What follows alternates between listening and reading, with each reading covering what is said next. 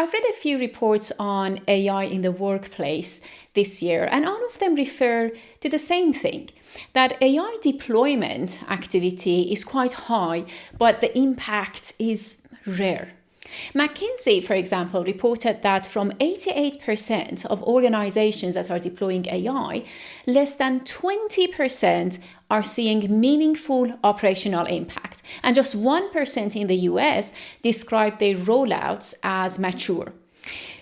This is not early stage technology story anymore. These numbers come from organizations that have been investing in AI for years. So although tools are much better than before and the access is wider, companies can't show the business results confidently yet. And today I want to talk about the reason why it's happening, not at the level of governance frameworks or deployment strategies, but at the level of what is actually happening with the people being asked to work differently. McKinsey's State of Organizations 2026 surveyed over 10,000 senior executives across 15 countries. And 86% of leaders said that their organizations are not really prepared to adopt AI in day-to-day operations. Not in the future, right now, right after that, these organizations are already applying it. 1 in 6 organizations they surveyed have no clear C-level owner for AI adoption at all. Deloitte's parallel research from their 2026 Global Human Capital Trends report that covers 9,000 leaders in different countries adds something really interesting. Only 14% of leaders say that they feel adept at shaping the human-AI interaction at work. And organizations that prioritize the deliberate human-AI work design that actually think through how people and AI work together rather than just deploying tools are twice as likely to exceed their AI return on investment expectations. Twice as likely. So it's not really a marginal difference.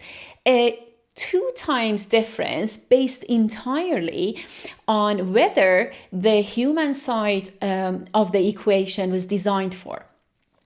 Now, the research is quite clear on what to do about this from a structural level.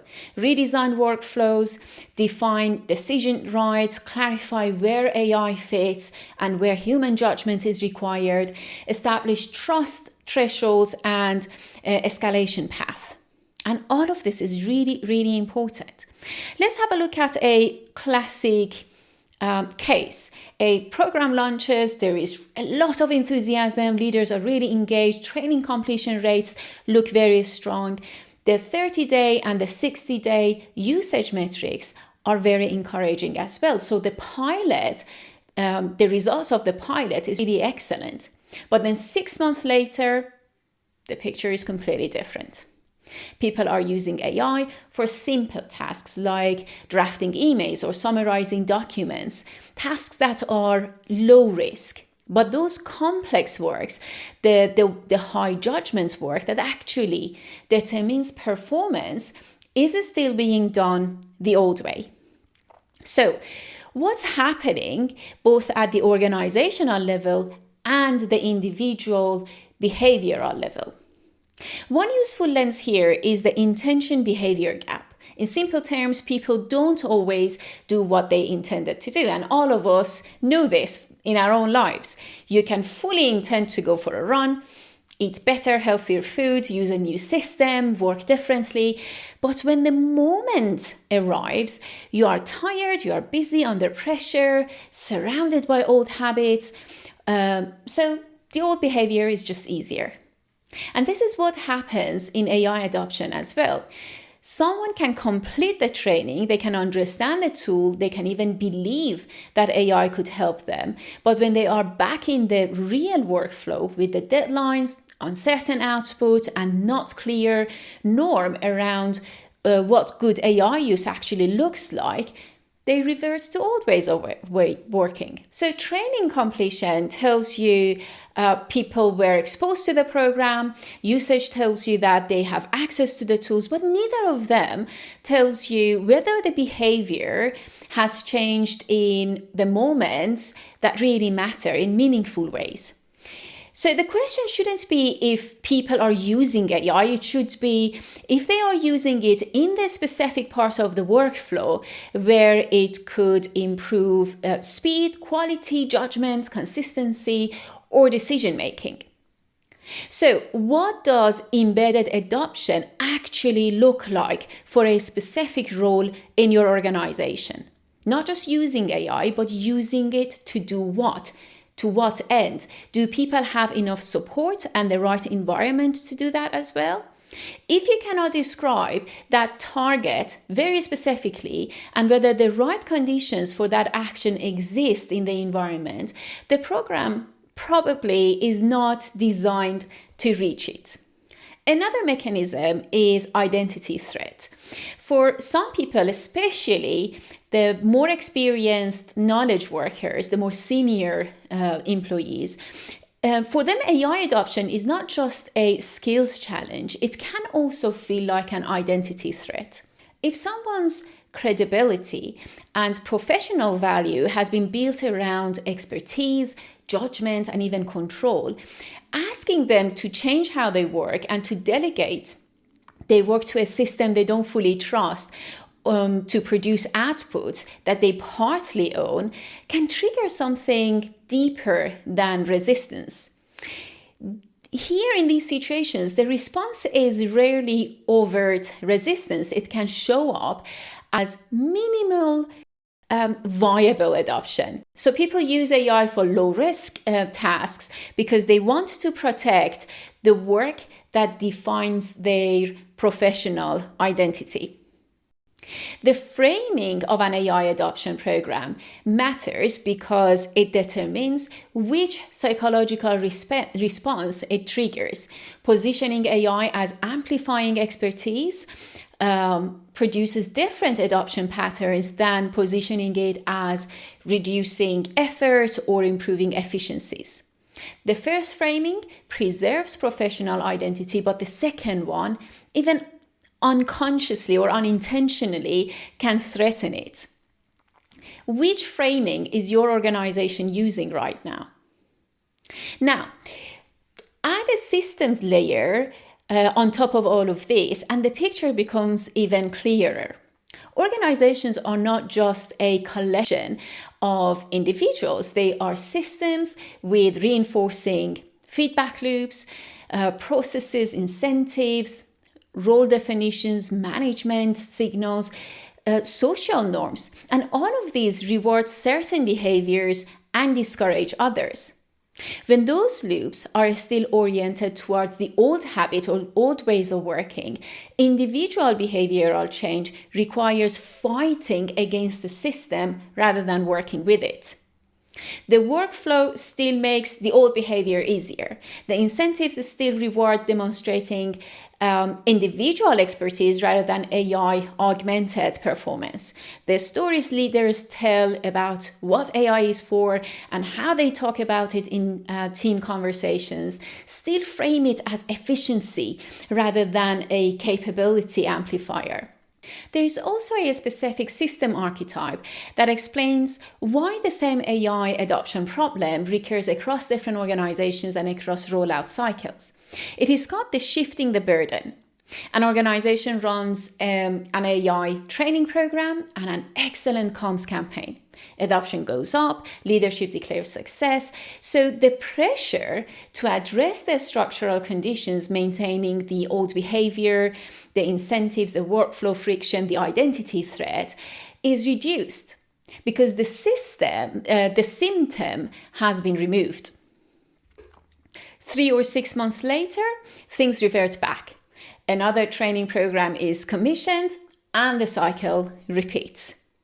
The symptomatic fix, that in this case is the training program, has shifted the burden away from the structural fix. So every time the symptom improves temporarily, it delays the more important structural work. And those conditions that were never addressed continue to produce the same outcome. This is a reason why, in many cases, good pilot results can be misleading, because the conditions that sustain behavior in a managed, well-resourced, high-attention pilot are not really the conditions people work in 6 months or 9 months later. Designing for the pilot produces pilot-level adoption. Designing for normal operations when there is pressure, distraction, competing priorities is a completely different story. So what does this mean in practice? The first thing is we should measure embedded behavior, not just reported use. Before the next review of your AI program, define what embedded adoption looks like for each role in scope. If that target is unclear, the measurement framework is not pointed at the right thing, and the design almost certainly is not either. For a marketing manager, for example, this might mean identifying where AI should support claim review, campaign risk checking, or first draft content development, and where human approval remains critical. Usage dashboards and training completion rates measure exposure, they measure access and activity, but they don't measure whether the behavior has actually changed in meaningful ways. Another thing is to map friction before you launch, not after you see reversion. For each role and the team in scope, identify the specific moments where the new behavior is harder than the old one. Under time pressure, under cognitive load, when output is uncertain, when peer pressure is there, or the norm still rewards the old way. These frictions are predictable, and you can predict them before launch. So the teams who do that and address them beforehand spend considerably less time managing reversion afterwards. And the third thing to do is to audit the framing.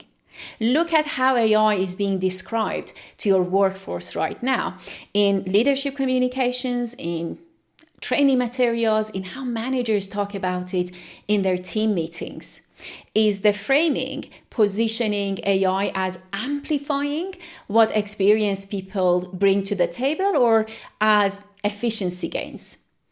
Are the incentives, the recognition, the management behavior still rewarding individual expertise demonstration over AI augmented performance?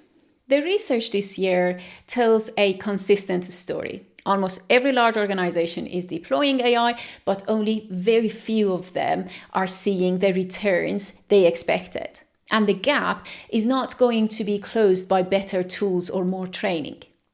What does embedded adoption actually look like for this specific role?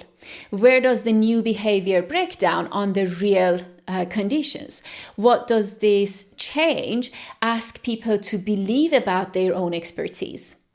We really need to look at both the organizational and structural work and the individual conditions that make a behavior stick once that program ends and normal operations resume.